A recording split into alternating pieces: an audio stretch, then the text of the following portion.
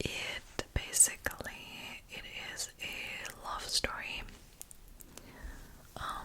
following a woman, a young woman,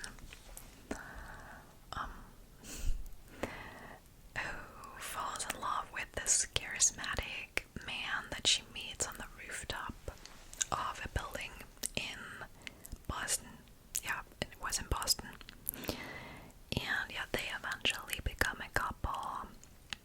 And the movie basically follows how their relationship develops over the course of a few weeks or months.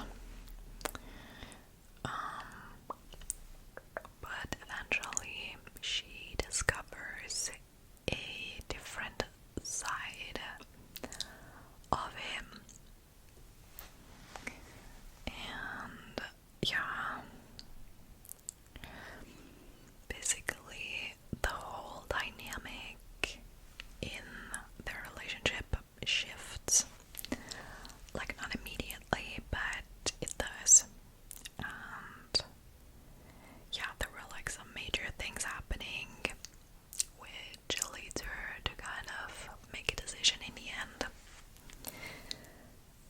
I don't want to spoil anything here if you've not read the book or watched the movie, but you'd like to.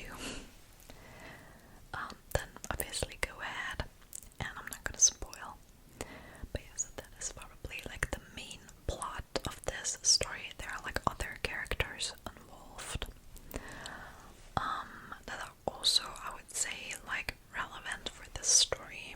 There's like a second male main character, or like side character, that's also important for the story's development and the background and everything. So that's all I'm gonna say now. But yeah, so as for my rating, I have to be really honest with you guys. I did not like this. I did not like it at all. Like, I feel a little bit let down. Let's say it like that. So I read the book last year, and I really enjoyed the book. I loved the book. It was like a 5-star read for me personally. And I was kind of suspicious, or like, yeah, I wasn't really ready to watch the movie for a long time, because I'm a person who is very like critical against movies based on books. It's like I want to just keep my own picture of the book. And yeah, a lot of the times that I've watched movies based on books, they felt kind of weird, or they just disappointed me. And this time I felt the same way. So I don't know. First of all, I did not like the actors and actresses that were chosen for the cast, or for like the main characters. I don't know. Something just felt so off, and I am not against any of these people, actors. Like, I don't mean it like personal. I'm not gonna be involved in this whole like drama that's going on around them, but I personally felt like I pictured the main characters so differently. So, like, the Lily, the main character herself, in the book she's like in her early 20s, and I'm not gonna be rude against like Blake Lively, but she's like 40 or 40 some, and it just did not fit.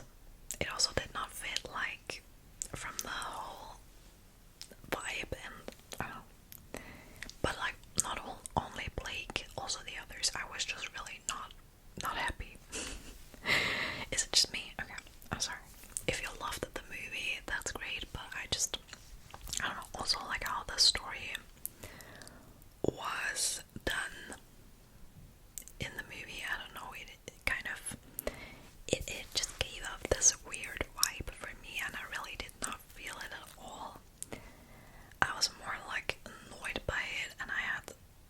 like so very different in my mind when I read the book. So yeah. For this, I'm gonna be giving like only 1 star, just because I was completely disappointed. I was expecting something so very different, and I would not watch it again ever. I'm just done with it. Yeah, no hate, but just not for me probably.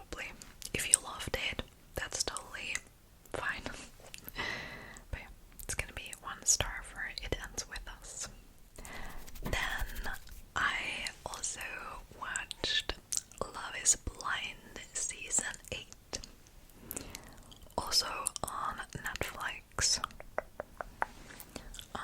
Yeah, it's a series, it's a reality TV show, a dating show where people are meeting each other in the pods. That's what they call that. So they kind of like talk to each other through a wall where they do not see each other, and they get to know each other, and I think they are dating for like 2 weeks or so. And if they fall in love, they may decide to propose, because that is like the only way to like see each other face to face. They have to propose. And yeah, in this season, it was just, I don't know, it was a little bit meh for me personally. I also was not enjoying this too much. I don't know, it felt a little bit slow, a little bit boring maybe compared to the other seasons.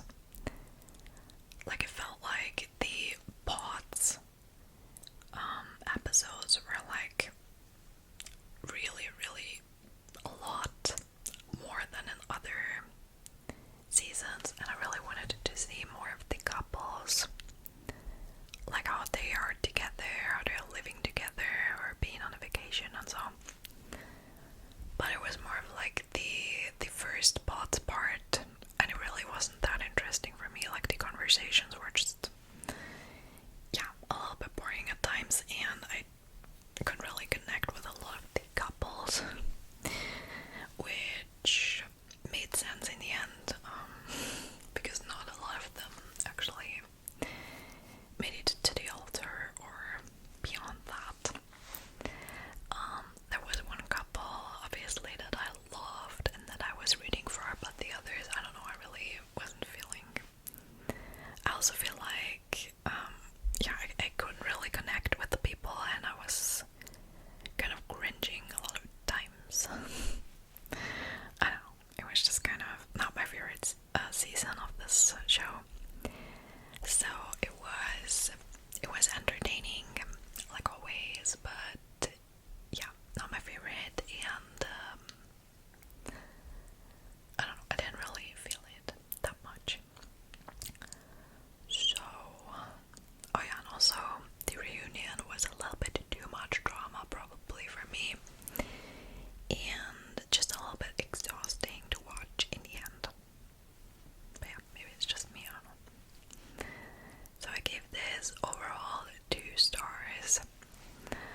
Not my worst watch, but yeah, most certainly not my best as well. And then I also watched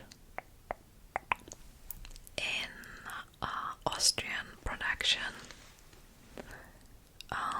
It was kind of, I could watch it on Austrian television, or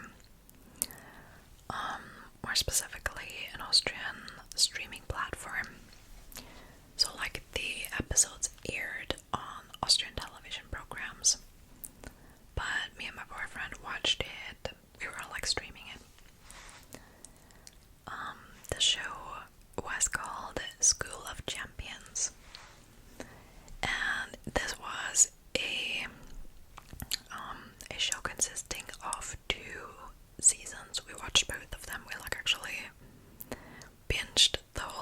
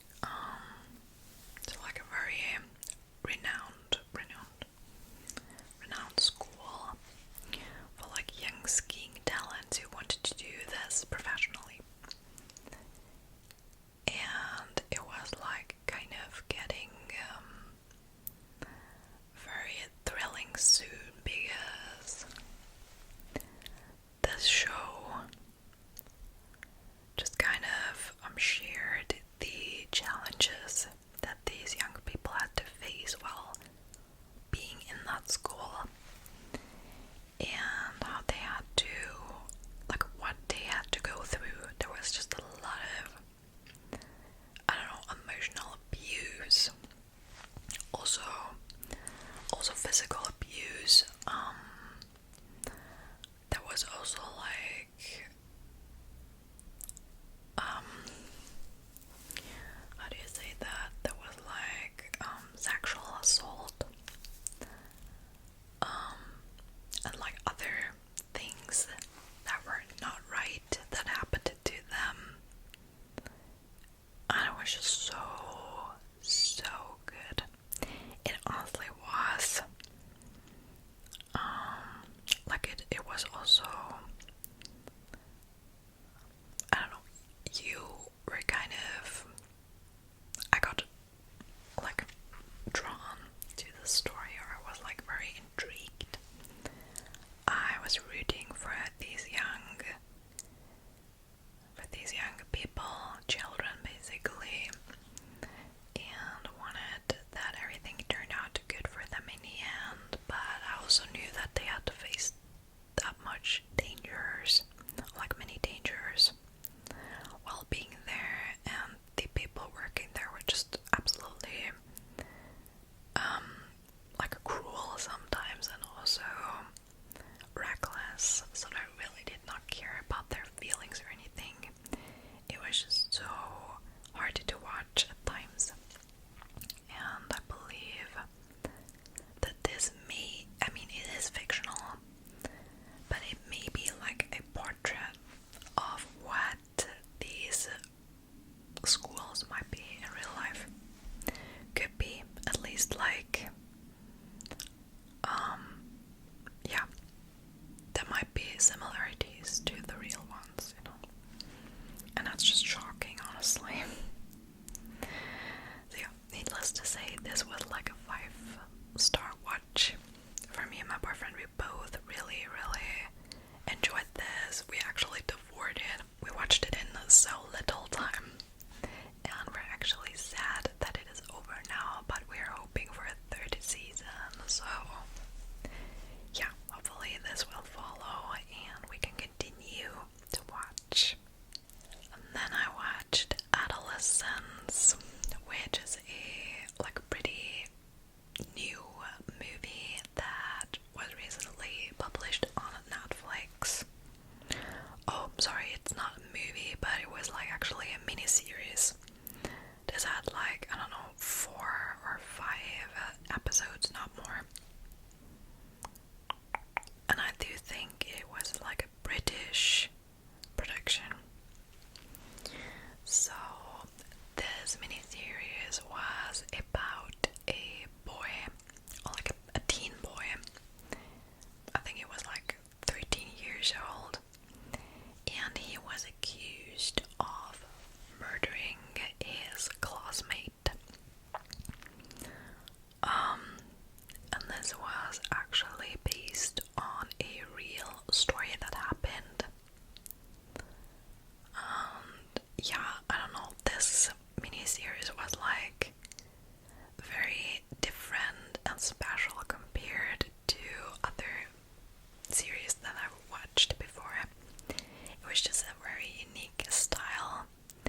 They also did like this unique way of like filming the episodes. I think they were like they were filmed in one shot, which is ridiculous. I cannot imagine how hard it must have been. And I also watched this with my boyfriend, and he was like, the whole time he was like thinking, how do they do that? It wasn't like, yeah, at first he wasn't really paying attention to the plot. He was just like, does that work? Yeah, it's kind of definitely fun because I've never seen something like that before. And also like,